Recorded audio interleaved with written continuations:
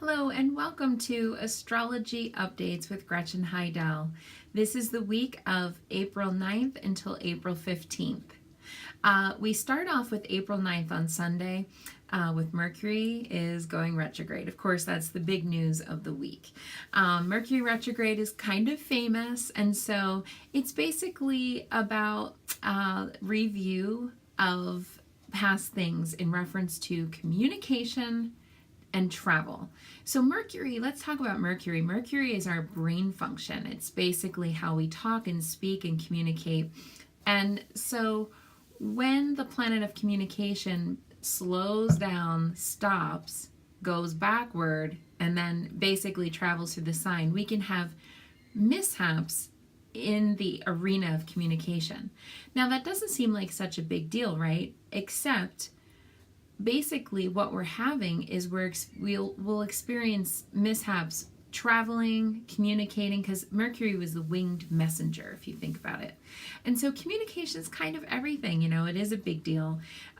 Sometimes this is when technology literally breaks down. Cell phones, computers, printers, all those fun things. Cars oftentimes need repair during this time. And so there's also a lot of times we'll hear about really like travel things, hopefully it's not a plane coming down or something, but sometimes it can be a lot of travel snafus and delays. I actually traveled a few years ago during Mercury retrograde. Yes, as an astrologer, I traveled, but I just used it knowing that there was going to be delays. So I left lots and lots of times between layovers of cities. I also didn't check my luggage in. I did it all completely on carry-on. And so all of that helped, and it actually, everything worked out. And by the way, there were multiple delays and I was fine. I had enough time and I got, so I just took my time traveling. I guess that was the big thing. Now, Mercury currently is in the sign of Taurus. Taurus is material needs, our earthly needs, and definitely associated with finances. So it's going to be in that arena right now. And then it's going to be backing up into the sign of Aries April 20th.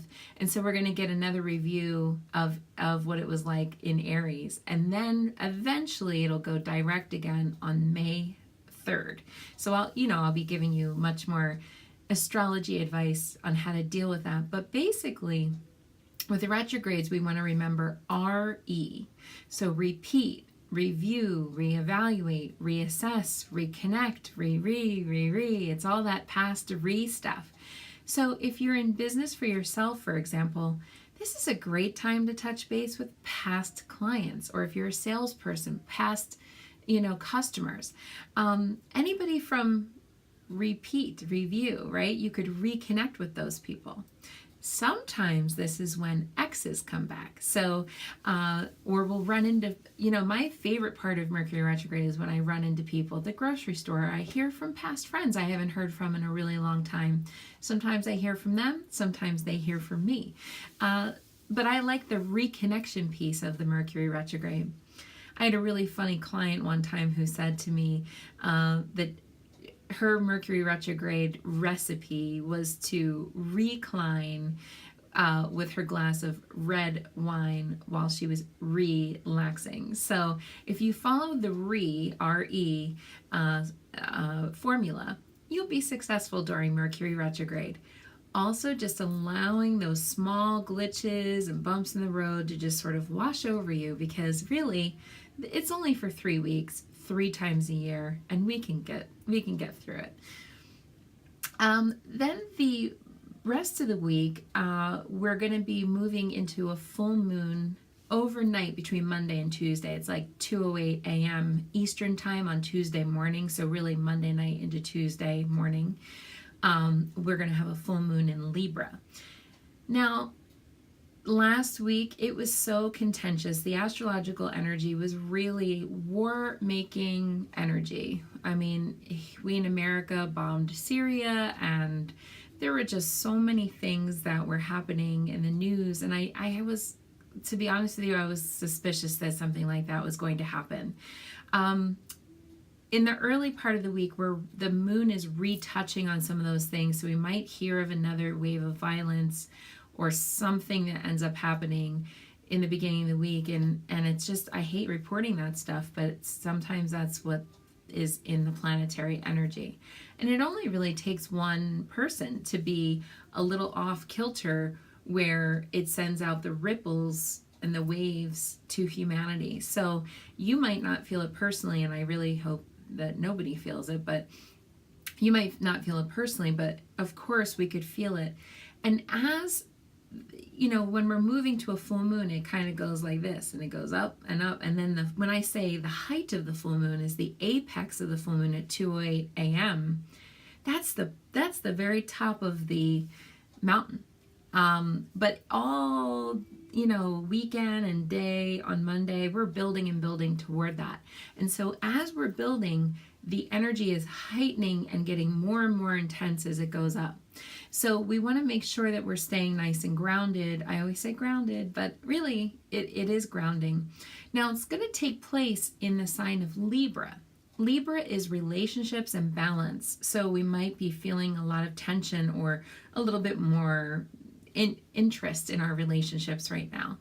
The sun is in Aries, which is independence. It's always opposite of one another. That's why the energy is a little more tense. It's an opposite, whereas the new moon is in the same sign. So it gets along better when it's in the same sign, as opposed to being in two completely opposite signs. And that happens every month. So it's not like a new thing. And we experience it all the time. It's just going to be in our sectors of self versus relationships, relationships versus self. And so that's going to be our lesson for the full moon. Now, if you follow what I advise to do on the new moon is to write out your manifestation lists. This is the time to actually burn your list or shred your list or discard your list during the height, okay? Because that releases the energy out into the universe, and it, you know, you're letting go. Now you can just let that go with good positive vibrations. You know, really, to Wednesday and Thursday, it's, you know, mostly moon transits. Getting into Friday, the sun is going to be forming a conjunction with Uranus. Uranus is energy, energy, energy. We call Uranus the live wire, the great awakener of the zodiac. This is an annual event. It happens once a year. Uranus right now is in Aries. The sun right now is in Aries. That's a conjunction when they're both on the same page. But I will tell you, Uranus can be, you know, a little bit shaky. So if you are a person that already has an underlying problem, let's say with tremors or spasms or anxiety, that can be something that would make us feel, you know, intense. How do you release that? Exercise. You know, that's not necessarily a time to sit and just be peaceful. If it's too much energy, get out and move, okay?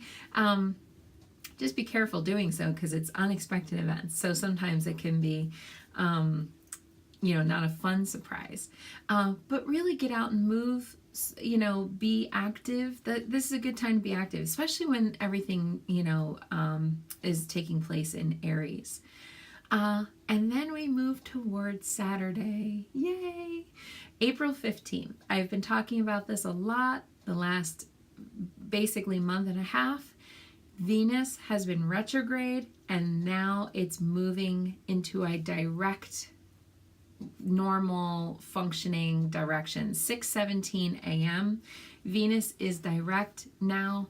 It actually started in Aries, and then it went back into Pisces.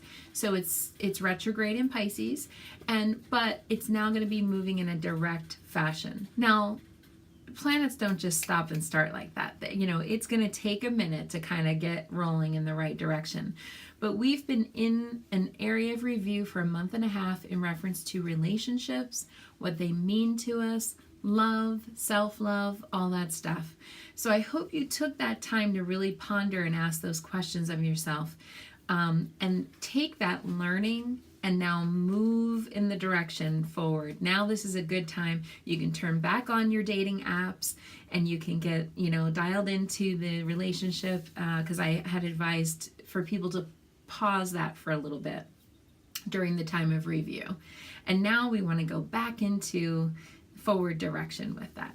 So that's going to happen on Saturday, April 15th. And even getting into Sunday, April 16th, Venus and Mars are going to be forming a positive sextile, which is nice too. That's a romantic thing. So that's on Sunday, Easter Sunday, if you celebrate that. So we have a lot of fun things coming more toward the end of the week, although Friday might be a little glitch with Uranus. And definitely this whole week and 3 weeks are going to be under the spell of Mercury retrograde. So I hope you all have a wonderful, blessed week. Take care. And I will see you again. And make sure you subscribe to more of these updates so that you can keep getting dialed into this great astrology advice.